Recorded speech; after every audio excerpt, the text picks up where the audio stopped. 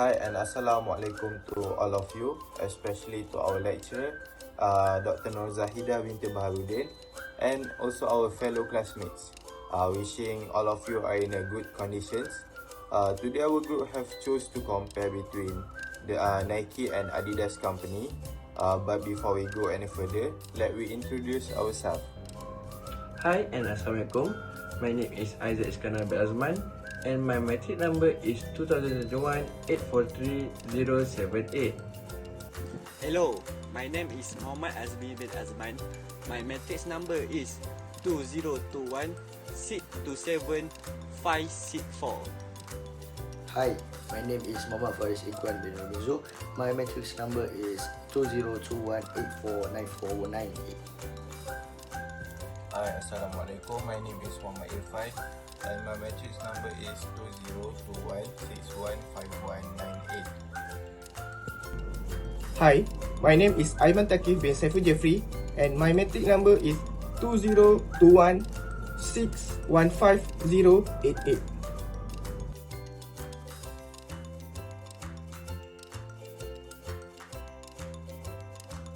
About Nike. So, Nike is an American multinational association that is involved in the design, development, manufacturing, worldwide marketing, sales of apparel, footwear, accessories, equipment and service. The company's world headquarters are situated in the Portland metropolitan area. It is a major producer of sport equipment and one of the world's largest supplier of athletic shoes and apparel. Next, I will talk about the history of Nike. Nike is originally known as Blue Ribbon Sport, was founded by University of Oregon track athlete Philip Knight and his coach Bill Bowman in January 1964. The brand alone was valued at 19 billion in 2014, making it the most valuable brand among sport firms. Nike sponsors many high-profile athletes and sport teams around the world, with the highly recognized trademark of "Just Do It" and the swoosh logo, which represent the wing of the Greek goddess Nike. Moving on to the next point, which is mission statement. Nike mission is to encourage product innovation for athletes worldwide. In order to improve athletic performance, lower the risk of injury, improve perception and feel, and provide athletes with cutting-edge product, many ideas has been created. Now, the objective. The objective of the company is to supply its customer with state-of-the-art sportswear and equipment that will take them to a new level of excellence. Nike also want to improve the quality and convenience of clothing through the introduction of new technology and development. The value of Nike. Nike core value include inspiration, innovation, every athlete in the world, authentic, connected, and distinctive.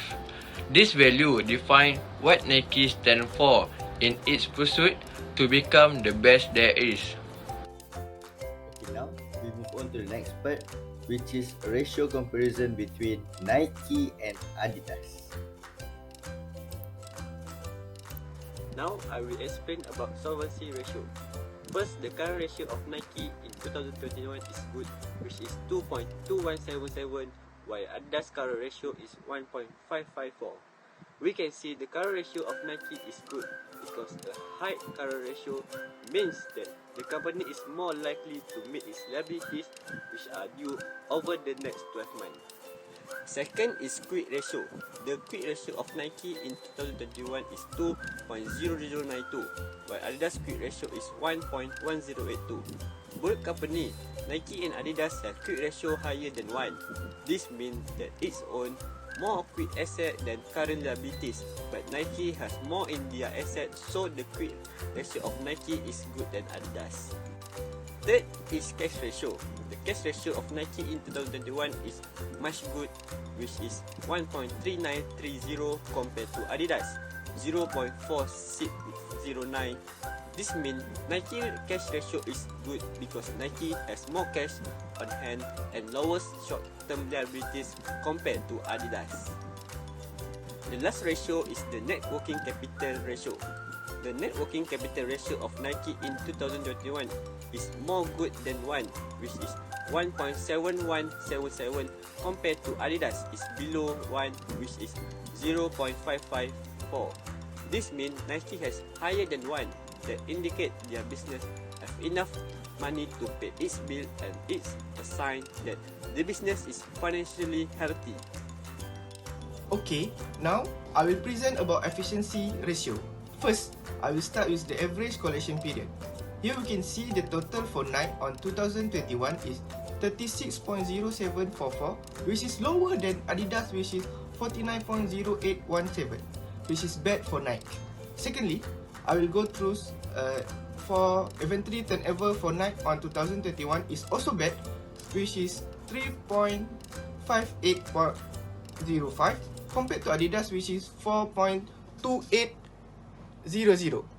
Third, I will explain for receivable turnover, which is the first efficiency that gets good for Nike, which is 9.9794 compared to Adidas, which is just a bit lower, which is 9.6959. Then for the fixed assets turnover, Nike gets back the bad total, which is 3.8901 compared to Adidas that have a big gap, which is 15.2653. The last one, which is the fifth, is total asset turnover. Nike gets a good result compared to Adidas, which is 1.1801 for Nike and 0.59592 for Adidas. For the efficiency ratio, we can conclude that Adidas is better than Nike in the result. Now I'll present about financial leverage ratio. First, we go to total debt ratio. Nike total debt ratio in 2021 and 2020 is higher than Adidas debt ratio in 2021. This means the Nike total debt is higher than the asset. Next is debt equity ratio. Nike debt equity ratio in 2021 and 2020 is higher than Adidas in 2021. This means that Nike total debt is higher than the asset too. Now we go to equity ratio. Nike equity ratio in 2021 and 2020 is lower than Adidas equity ratio in 2021. This indicates that the business borrows money to buy asset. Next, we go to long-term debt ratio.